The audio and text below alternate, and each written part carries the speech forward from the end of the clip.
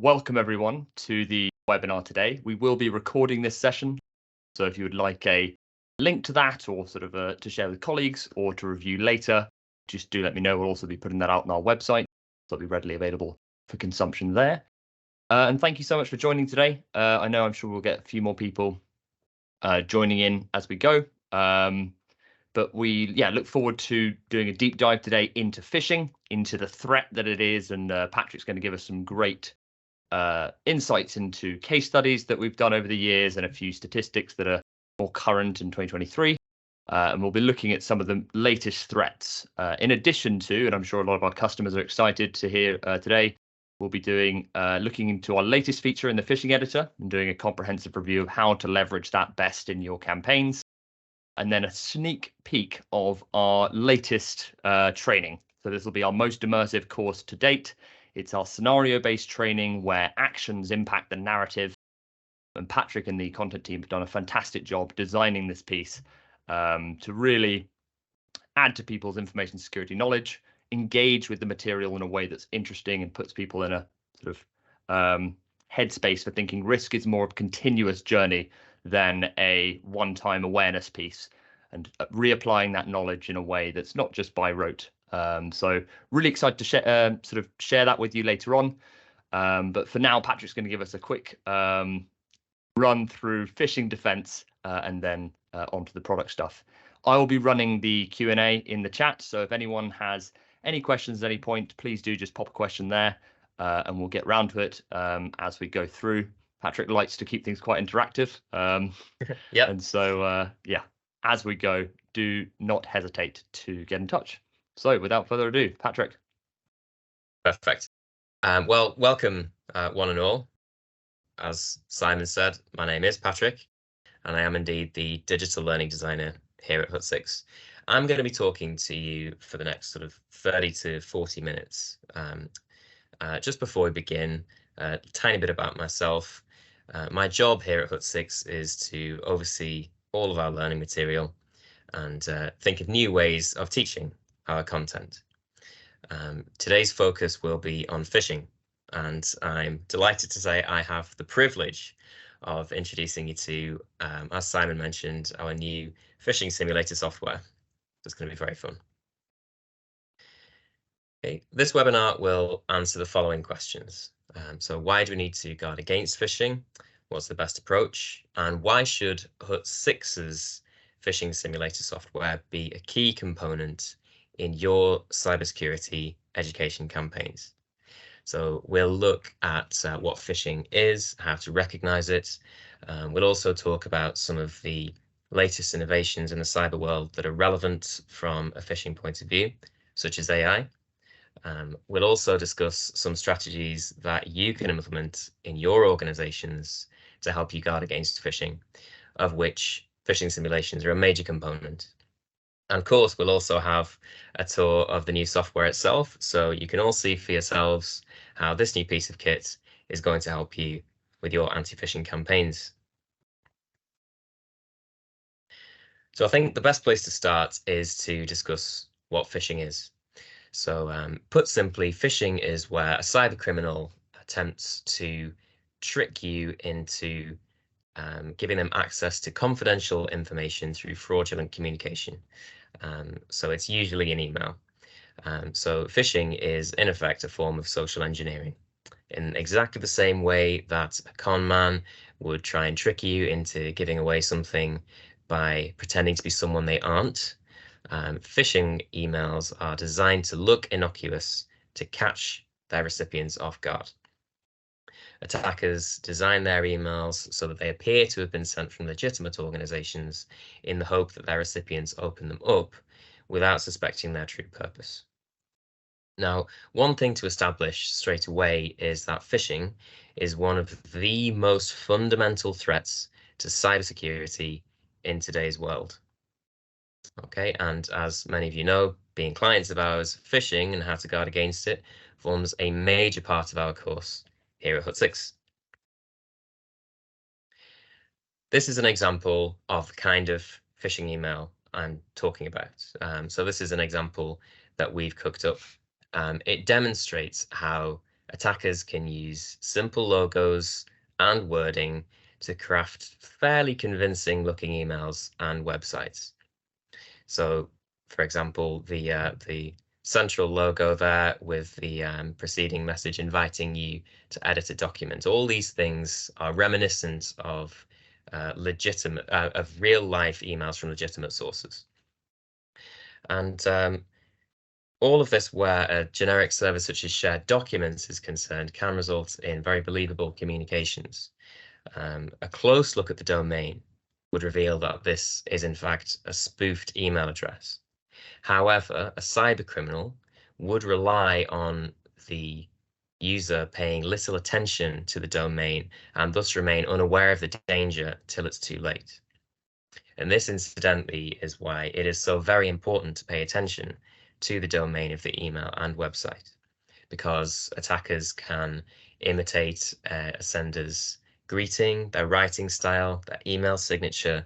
But as long as your email is protected by DMRC2, which most of them would be, one thing the attacker can't do is completely mimic your email address.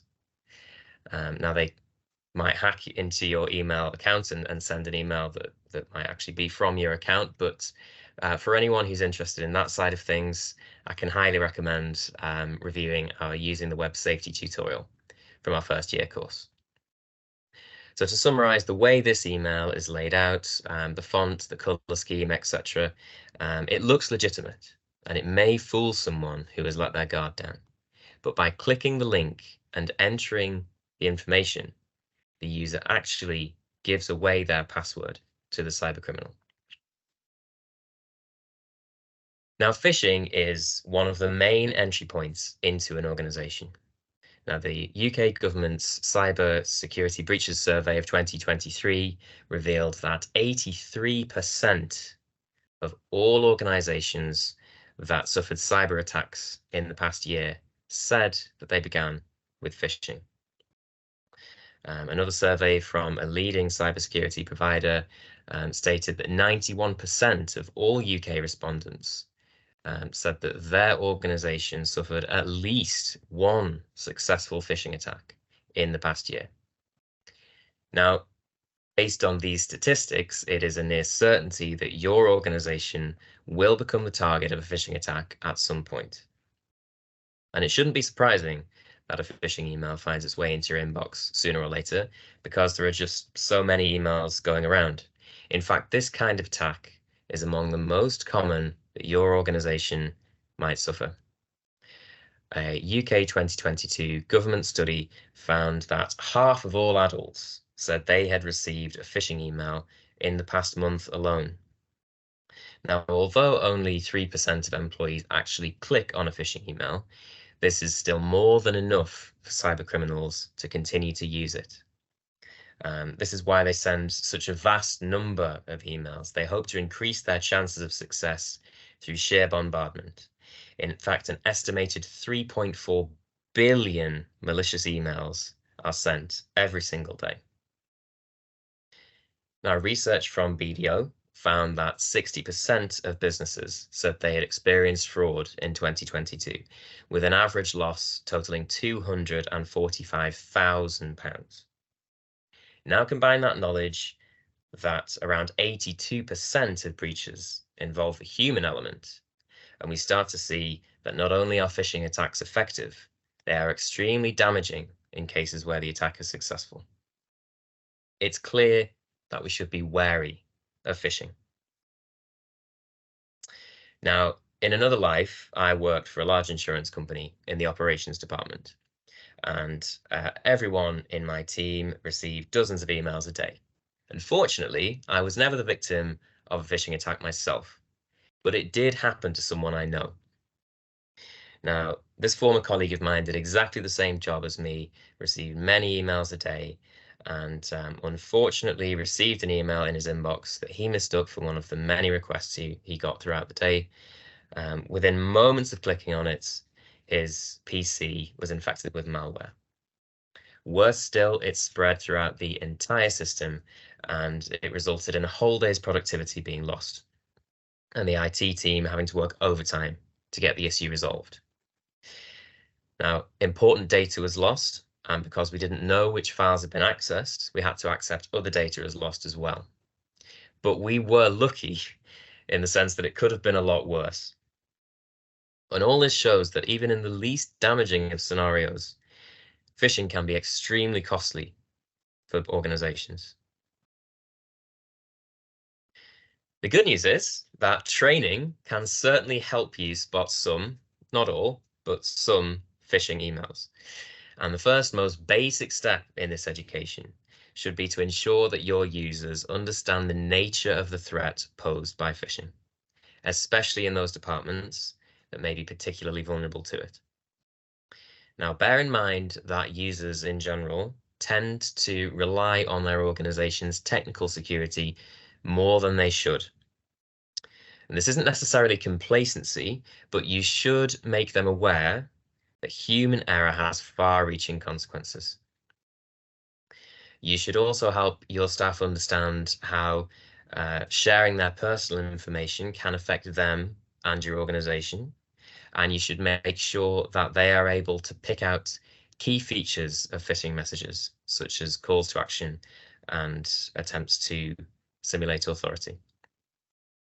Now, to this end, we have our wonderful phishing tutorial from our first year course, and our subsequent scenario-based courses build on the knowledge acquired in this initial program. But even these will only get you so far.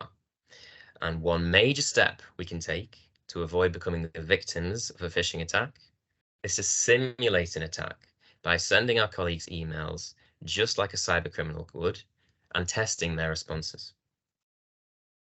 Now, the purpose of simulations is to test whether users can recognize the emails, to refresh their knowledge of how to respond in such cases, and most importantly, in my opinion, to allow them to make mistakes in a safe, controlled environment.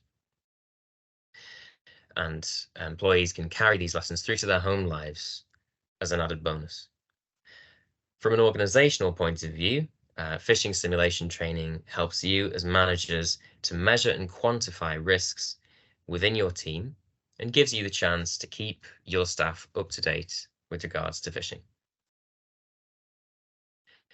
Now, our own existing clients could certainly advocate a phishing simulation campaign, as you can see from the quotes on screen there. Whilst running one of HUT6's phishing simulations, ONS saw an 82% reduction in completed attacks when comparing one simulation to the next. And this demonstrates that through a combination of tutorial-based training and phishing simulation, real behavioral change is possible. All that being said, let's have a look at how our phishing simulations works. So in our phishing simulations, users get sent emails that urge them to click links, which then direct them to a web page. So there are, in essence, two parts to the simulation, the email and then the web page. For the purposes of this demonstration, we'll look at another of our simulations, Advanced Energy. Now, in this example, users receive into their inbox an email that tells them their bills are about to go up and that they should click the link to avoid this. Just like in a real phishing email, recipients are presented with a call to action under a false pretext. False pretext, in this case, is the increase in charges. Now, it is human nature to act on instinct when we think something bad is going to happen, and phishing emails exploit this. The call to action is to click on the link and log into the account. And the cybercriminal banks on the recipient being sufficiently curious to click on the link, and from there get them on the hook. And this is why you should always be wary of emails that ask you to do something, especially if it is something you would not ordinarily do. Now, if the user clicks on the link in the email, they are directed to a web page. The Advanced Energy example continues the false premise by prompting the user to enter their personal information, ostensibly so that they can log into their account. Now, in a real-life attack, if the user enters their information and hits submit, the game is up. The attacker now has important confidential information which they can exploit. In our simulations, when the user hits submit, they are whisked away to a coaching website where it is explained that this was a test and highlights where it was that they went wrong. So we can see here from the screenshot, we can get an idea of how comprehensive the coaching page is. It clearly labels the indicators within the web page and the email, which should have given away to the user the fact that this was a phishing email. Now, management get a report of how many people fall for a phishing attack so that you get an idea of how effective the simulation was, and also track the team's progress over time. And the reporting software in our existing suite permits you, the employers, to view stats and download reports to show how many users clicked or completed a simulated attack.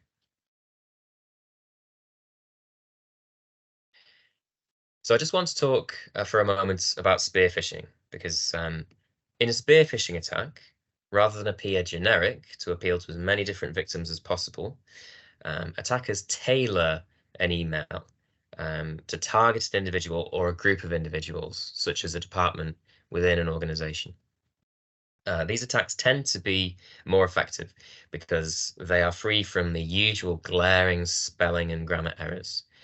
And they are also tailored to look like the kinds of emails that that department receives on a regular basis to augment their plausibility.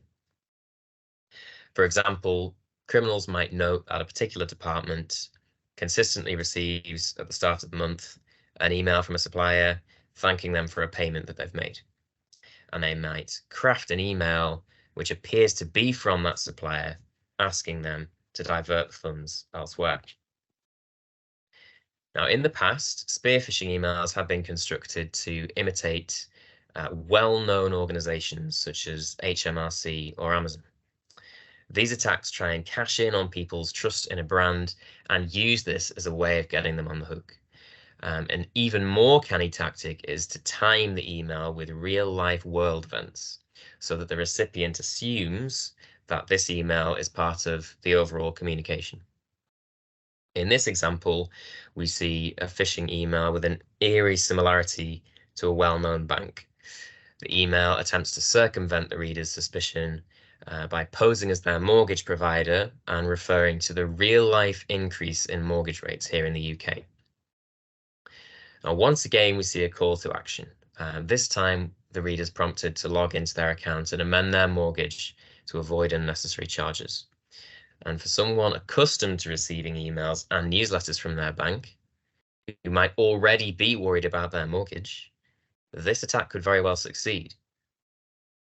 Now, there is no shame on those that have been caught out, but it demonstrates how important it is to read all emails thoroughly and think before acting. A closer scrutiny of this email will quickly reveal that it's a fictional organization and that the user has no dealings with BSC. However, if the attacker has a particular victim in mind, they could very well craft an email that looks for all intents and purposes like it is from their particular bank. Because of its targeted nature, spear phishing is often proportionately more successful than standard phishing. But it is more difficult to craft a spear phishing email.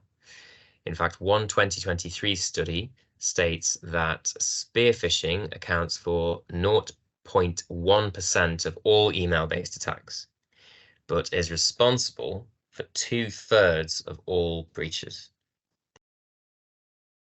Now, that being said, spear phishing is becoming more common, with new technologies making it easier to craft more complex emails and websites.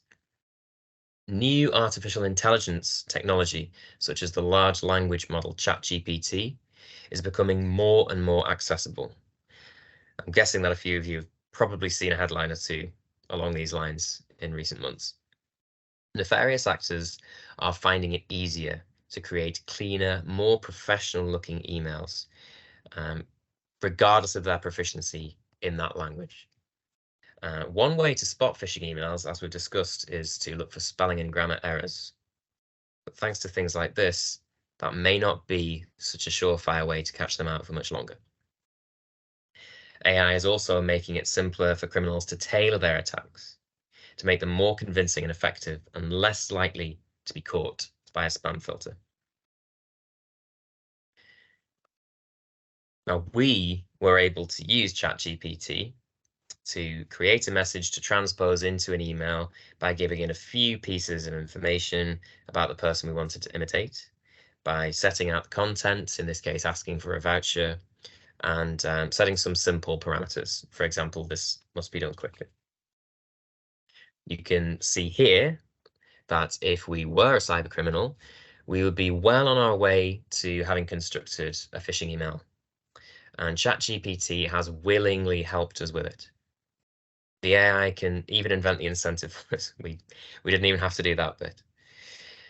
Now we see firsthand here just how helpful AI technologies can be for cyber criminals wanting to construct a spear phishing email. And this is in spite of its creators insisting that it is safe and that safeguards are in place to ensure it cannot be used for nefarious purposes. The one bit of good news I can give you is that although AI can help create near pitch perfect messages, one thing it still can't do is imitate the exact domain of the sender. So at the risk of repeating myself, this is why it's never been more crucial to carefully note the domain of the emails you receive and the websites you visit. We won't dwell too much on AI technology for the simple reason that it warrants a tutorial of its own. And we know that this is something that you, our clients, are interested in. So never fear, we will be putting out material along these lines in the near future. But our phishing simulator tool permits you, the client, to tailor the emails and web pages to match those of your real organizations, to really test your staff's ability to recognize targeted phishing attacks, exactly like the kind that a cyber criminal could make in the case of a spear phishing email. And that in turn helps you stay one step ahead of attackers. So what I'd like to do now is look at the star of the show, which is, of course, the new software itself. So you can see here that when you log into the new tooling, you'll be presented with, if we click on Add, a list of templates to choose from. And I would just like to call out at this point that everything you see here, from templates to the software itself, was created entirely in-house. So it's something we're particularly proud of. So I'm pleased to say that we've got well over 50 templates to choose from already, and we'll look to continually increase that total. Now, we can search at the top for what we want to search for. So, for example, if we wanted to search for the kind of attack, such as malware, or equally if we wanted to search for the theme, like personal information, for example. What we'll do is we'll first of all have a quick look at a template, just so you can get an idea of how you can use ready-made templates and then quickly doctor them so that they can be made to look more like they've been sent from your actual organization. So we'll click into this here. And you can see that the editor is split into two different pages. So we've got the email here and the website. As I mentioned before, there are two different parts to the simulation. And it's a very intuitive way of working. So you can drag in the elements that you want to add here, for example, whether that be text or another column, etc. So I did say I would show you how to change it to make it look like it's more like from your organization. So if we look at this image here and double click on it, we can very easily insert a different picture. For example, if you wanted to insert your organization's logo, and if we just click on it there, you can see lickety split that that's changed it. Okay, so those of you that wish to create phishing simulations that actually look like internal emails and websites, your wish is granted. But what we will do now is just have a quick look at creating a simulation from scratch. And those of you that might have the software open You can even follow along if you would like. So we'll go once again to add in the top right there. And this time we're going to start from scratch. So we'll just give it the name of test for the moment. We'll launch the editor. All right, so we're going to start with the email. This is, between the two of them, the easiest to work with. You're always going to need to add at least one column to start with, and we can see that it's given us some content to work with already, in this case, a text box. So you can type in this just like you would type into a text box in Word, for example. So we'll call this Dear Employees, for example, and we're going to add some more text box now. I'm going to populate this with text that I prepared earlier, so we'll do a bit of a Blue Peter. So to recognize everyone's hard work, we will be buying you all a free pizza. Please add your details below so we know who is interested. Okay, so I know we've got some spelling errors in there. We can go back and fix those, no worries at all. And we'll also add a sense of urgency. So the order needs to be placed within the next hour. So be quick with adding your details. If we want to edit the text, we can go to the paintbrush here on the top right. I'm just going to go to typography, and here we can change the font, for example. We can also change the weight, so we can make it bold so it stands out. We can also play with the size of the text, and we can even change the color as well. So we'll make it red, so it really stands out. Obviously, we're going to need to give them a link to click on. So to get back to where we were before, we'll go to the 4 blocks there. Now, if you want to make it look really slick, you can add a button, okay? But that's not really the style that we're going for with this one.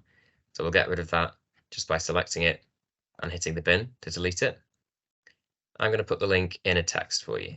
So we'll add the text just like we did before, change it to click here to add your details. And how we make it a link is we select the part of the text that we want to be a link. Click this button here. And you can see that that's now a link. When we click on it and go to the settings here, you can see that we can make it point to the website for the simulation.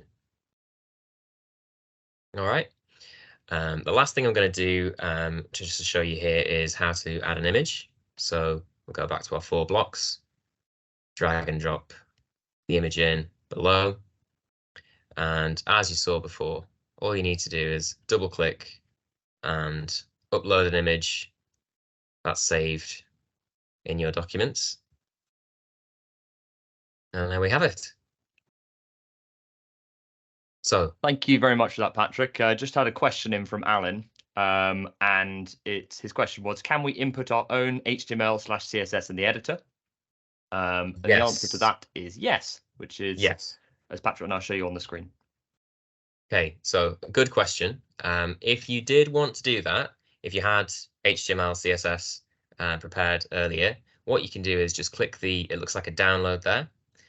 And this is where you can update that. So this for the email is the MGML, for example. If we go across to the website now, you'll see exactly the same thing happens. You do need to save your work or it's not going to let you move over. And if you can see, if you forget that, it does prompt you there. So we'll just save this before we move over. So we'll go to the website here, and it's the same button there, the download, which gives you access to the HTML. So you can literally just copy and paste stuff in there, and the CSS as well. Okay. Great. So when we're on the website, now this is the slightly more complex of the two. So the email, slightly less complex, the website, a little more going on. What I would always recommend is just deleting the default insert there and just starting from scratch. So here we're going to do the same as before, add a column. This time I'm going to show you how to change the background color. So we've got the column selected, the row there. We go to the paintbrush as before. Under decorations, you can just select background color and we'll make it black there, just for simplicity's sake. Back to our 4 blocks, there is a shortcut to add a nav bar. So you can do that very easily. And as with the text box before, if you wanted to change the text, you can just type in it, just like a standard text box. Next, we're going to add a 3-column row. So we can drag and drop it in there. And at this point, it's really useful to show you something which is on the website side.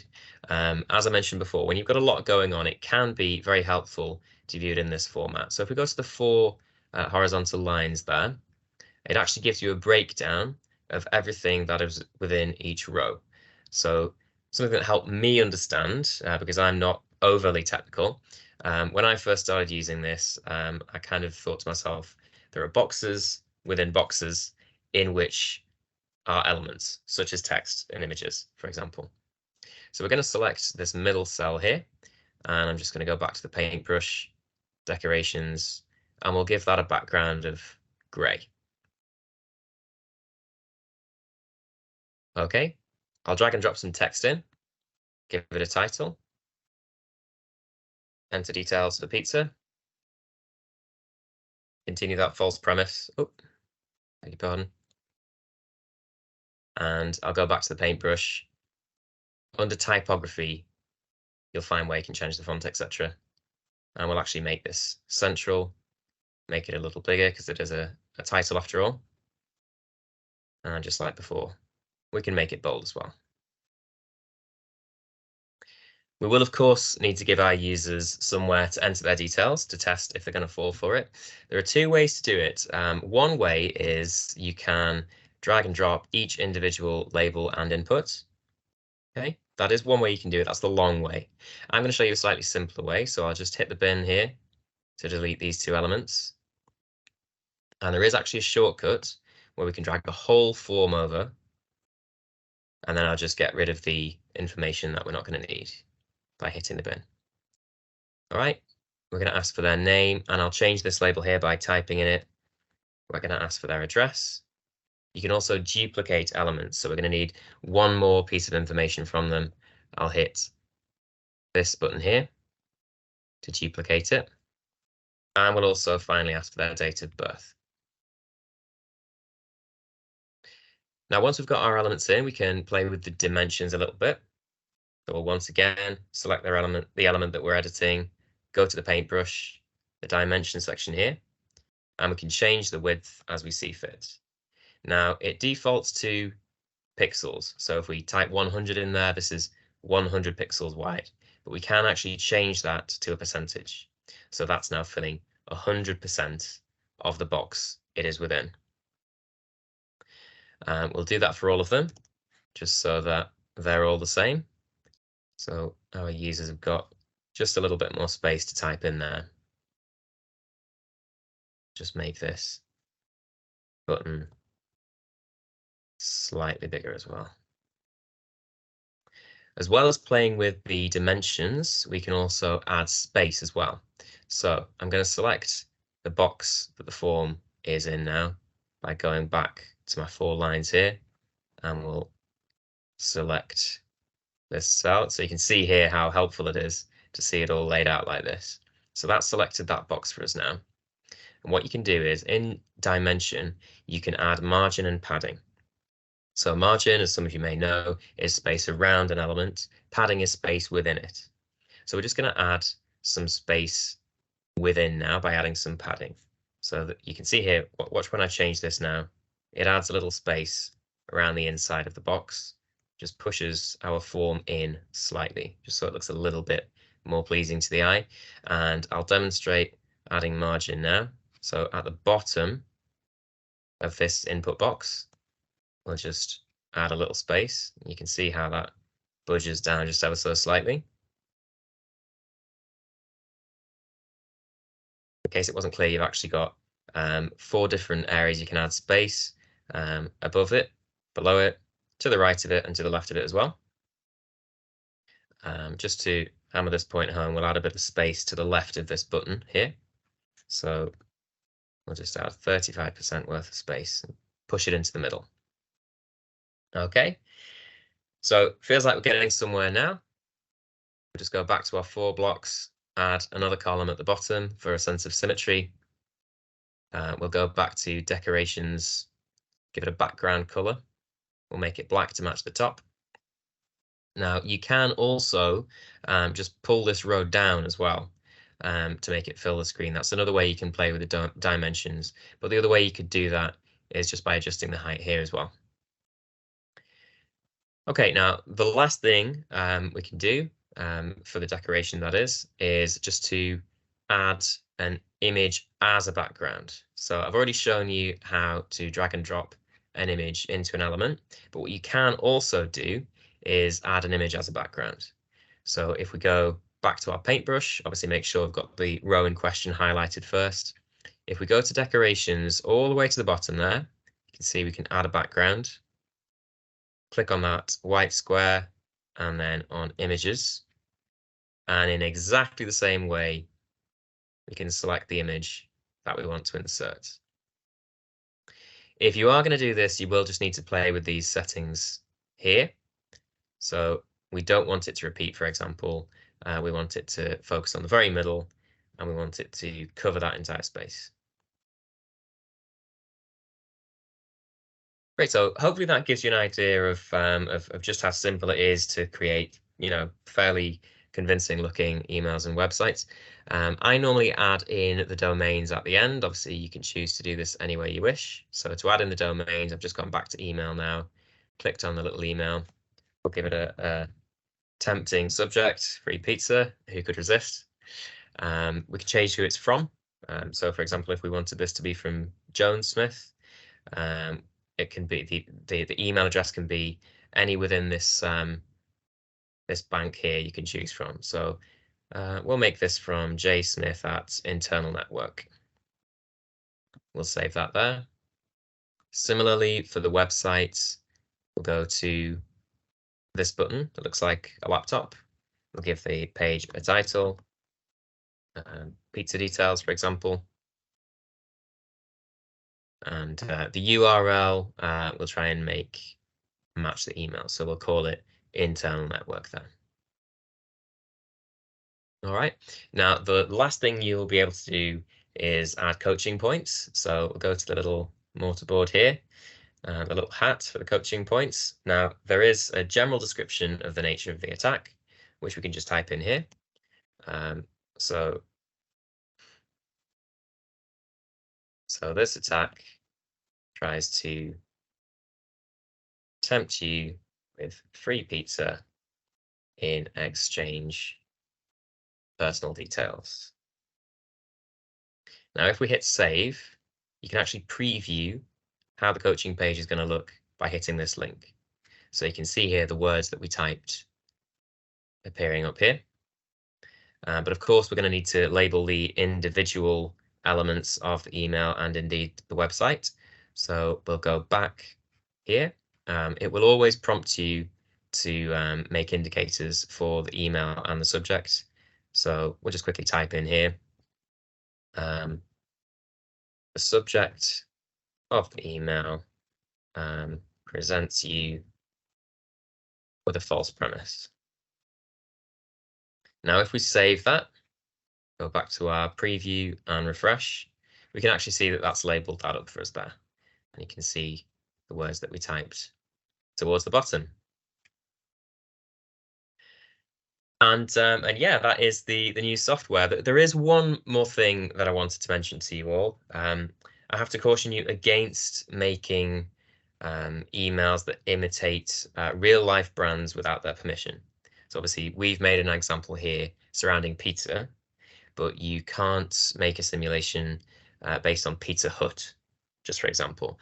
This is due to a legal barrier, and it could be that in the future we're able to do this and advise that you can, but for the moment I just have to ask you not to do that. Were there any other questions at all at this point, Simon, about software itself? Yep, we've had another question from Alan asking, can we make an indicator out of the link? Yes, is the answer. So I'll just reshare. So if you were to just select that element there and type in here, this link directs you to a nefarious website. We can actually give it a different name here if we wanted to.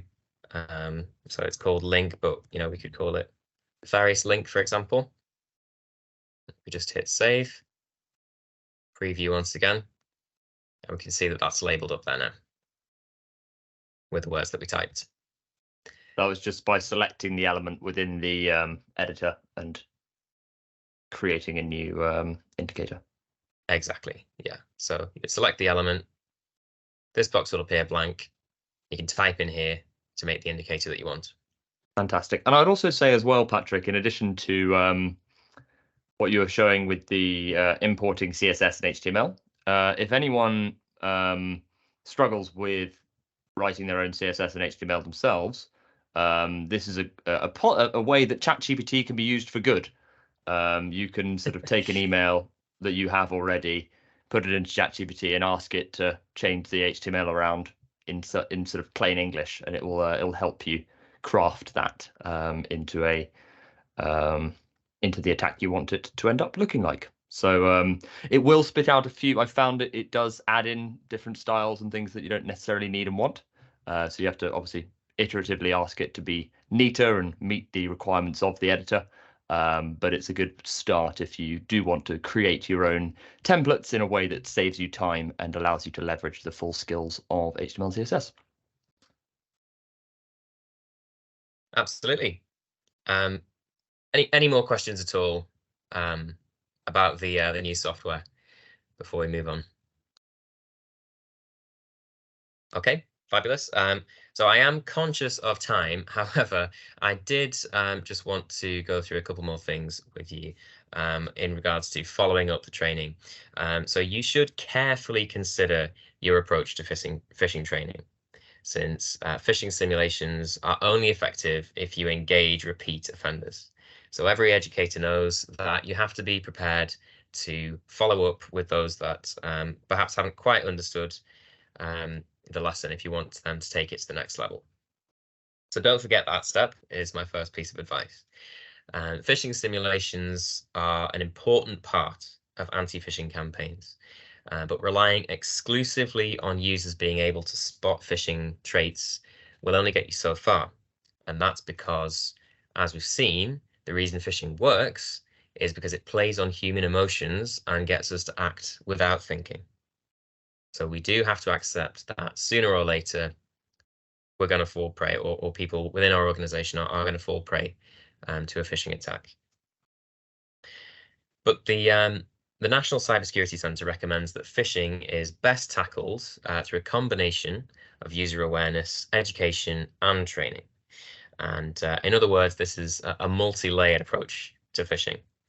There are 4 layers to consider. As you can see, educating your staff is only the first, but there are 3 other areas that I'd like to discuss.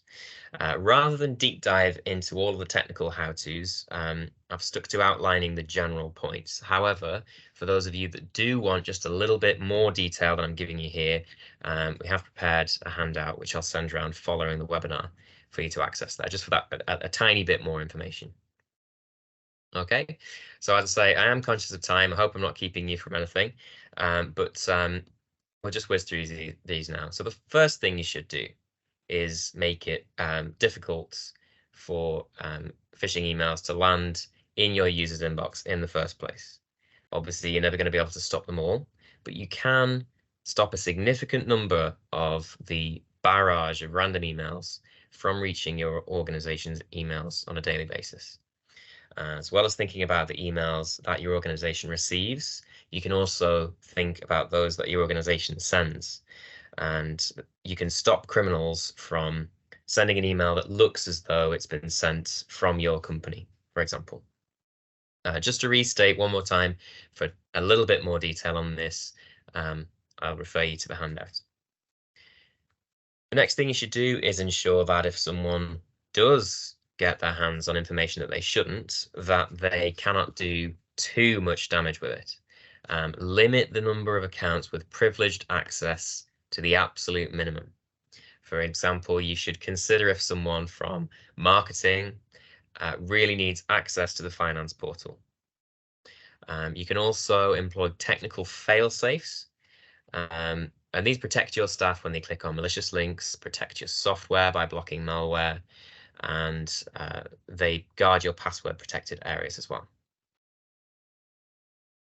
Now, this is the thing that we don't like to think about, but you should consider what your actions would be in the event of the worst case scenario where a successful phishing attack results in detriment to your organization. Ensure that you have drawn up and rehearsed different types of incident response plans, and this will help you respond quickly and effectively to phishing-related incidents.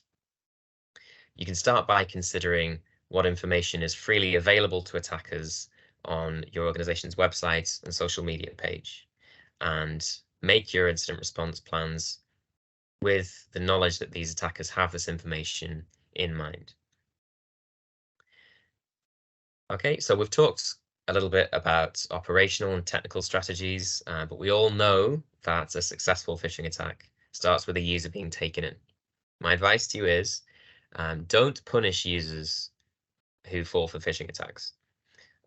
Remember that phishing attacks are effective because they exploit human nature, as we mentioned before. Answering emails and carrying out requests via email are part of many people's day-to-day jobs. So if they fall for a phishing attack, it's not because they've made a conscious decision to ignore advice and training. They've fallen prey to an attacker who's taken advantage of the working conditions in that department. So, for example, if it's a heavy workload with tight deadlines. So another way that you can help your users to recognize fraudulent requests is to think up carefully thought out and well-documented processes. Just so that any fraudulent requests from a cyber criminal would stand out as strange. So, for example, make sure there is a carefully considered protocol for the wrong bank details being used on a payment form. And that way, if someone crafts a spear phishing email requesting for the funds to be directed elsewhere, this request will stand out as strange to your staff because this won't have come to them through the LTUD protocol. Actively pursue changes in response to feedback from your staff. These are the very people that you're trying to protect from phishing attacks. So let them know that their suggestions are appreciated, follow up with them after they've made suggestions, and make them feel that they are part of a big team all working together to combat phishing attacks. Okay, so I'd like to conclude just by rounding everything off. We had those 3 questions at the beginning of the course, the first of which, why do we need to guard against phishing? Well, we know that phishing is common and effective, while spear phishing attacks are less common, but even more effective. Successful phishing attacks can be very costly for your organizations if they are successful. And the kinds of spear phishing emails, which are very complex, are only going to get more common with new innovations, such as AI. The best method to protect against phishing, well, I've cheated in this sense because obviously the best method to protect against phishing is to utilize multiple layers of protection. So, for example, you need to ensure that you're limiting the amount of phishing emails that come into your organization, educating your staff, making it so that the impact of successful attacks are minimized, and helping you respond quickly to incidents. And the last question, of course, why should HUT6's phishing simulation software be a part of your cybersecurity education campaigns? Well, phishing simulations demonstrably help organizations guard against phishing. Okay, they do work. They improve staff's ability to detect a phishing attack. And our phishing simulation tooling allows you, the managers, to create the kinds of complex phishing simulations that mirror the kinds of emails and websites that will soon be the norm in the phishing world, thanks to new innovations such as AI, for example. And this gives you, as the employers, the ability to craft an attack that is pitched perfectly to your own staff. It also allows you to be responsive to any risks highlighted by your team in subsequent communications and really get to the bottom of which areas your teams need to brush up on. So thank you very, very much for your time. I know that we have run over a little bit. As you know, the session has been recorded, so if you do want to look back at any other points or indeed any of the references here, by all means feel free. We can now have a sneak preview of our latest course. So for those of you that are unaware, we not only update our existing first year course on a yearly basis, just to make sure that it stays relevant and effective. But each year we also bring out a brand new scenario-based course, which allows users to build on the knowledge and test their expertise that they've gained in that first year course in a scenario. And this is an important part of the learning process because learners cement new knowledge when they are forced to put it to the test. The human mind is very efficient and our brains will quickly forget information which we aren't using on a regular basis. So in our scenarios, users get the chance to test out their newfound information security knowledge in a variety of scenarios with different settings that are directly relatable to real life experience. The narrative changes based on their actions. So depending on which options they select throughout the scenario, they will be presented with a different outcome. For our 2023 scenario-based course, we have taken it one step further. And we decided that as well as individual scenarios having various outcomes, we would actually do different outcomes for the overall course based on a user's average score throughout the whole thing. And psychologically, this utilizes the fear of loss theory, which will make your learners more engaged and more keen than ever to do as well as they can in each individual scenario.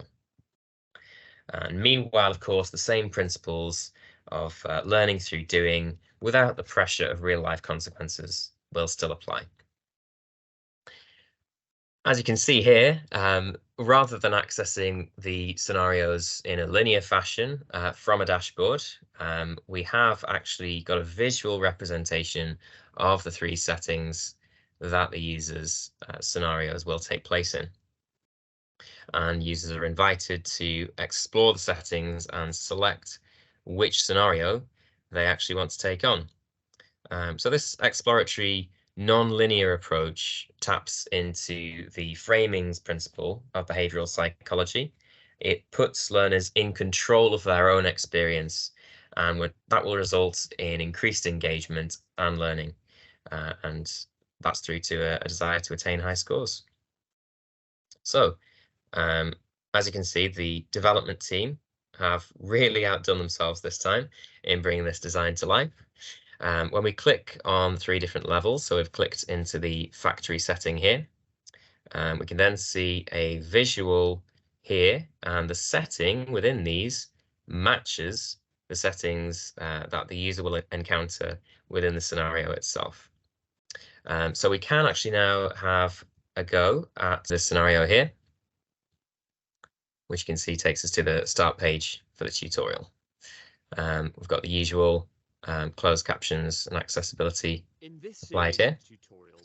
You'll be working at OpenMind, an AI and robotics company known for their innovative work. Despite technology being so advanced, information security threats remain an issue at OpenMind's factory, their R&D center, and their head office. As an industry leader, the work of OpenMind will surely have a big impact on the future of humanity. And so will your decisions. Today, you're working alongside OpenMind Head of Production, Nick Deckard. Many aspects of OpenMind production are automated, with the assistance of PAL 9000, a helpful, intelligent computer system. Though, right now, it seems there might be a problem. Mr. Deckard explains that PAL is malfunctioning and certain systems, including the factory entrances and exits, are offline. While Deckard attempts to get PAL working, his assistant, J700, will be in charge of access security. As you carry on about your work, you notice a stranger slip into the factory behind an employee without any pass being checked. It doesn't seem as though J700 noticed this happening. Okay, so you can see here that we've got several different options. We'll select in this case this option to take note for future reference. Taking note of the J700's oversight, you watch as the individual disappears into the factory. It's later in the day, and PAL is back up and running. Production continues. Deckard, being responsible for producing a new line of woolly automata, has asked you to retrieve some blueprints he left in his office. Entering the office, you look around for the documents. Okay, so once again, we can select the relevant points here to continue. As you search for the blueprints, you notice someone carrying documents, jump up, and, before you can give chase, escape down the corridor behind you.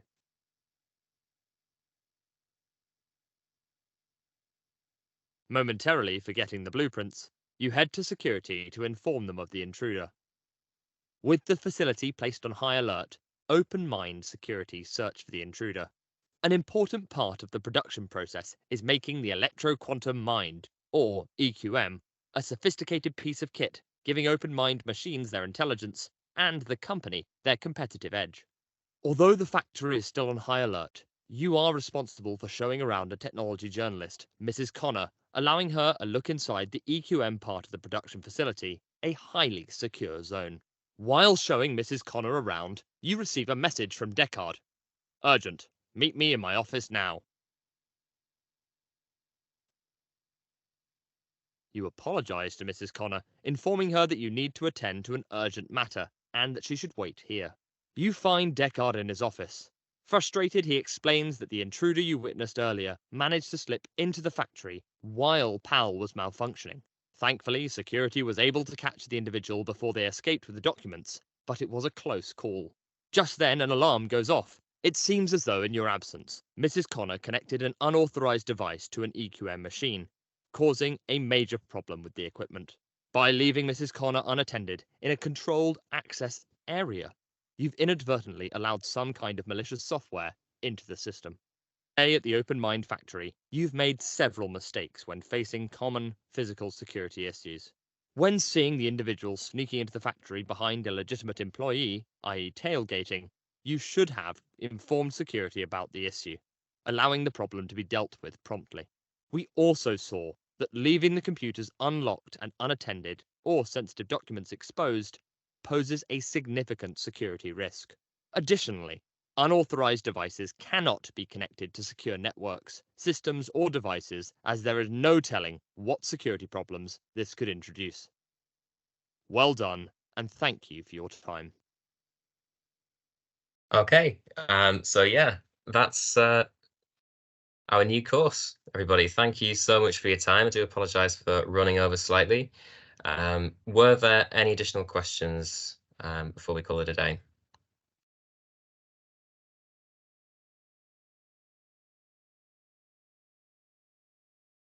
Okay, so thank you very much for your time, everybody. It's been thanks very much, Helen. Absolutely, yeah, we're very, very pleased with how it's all turned out. But yes, thanks very much indeed for attending. And as promised, I'll send out the additional handouts afterwards. Yes, thank you everyone. Have a lovely afternoon and see you soon. Bye bye.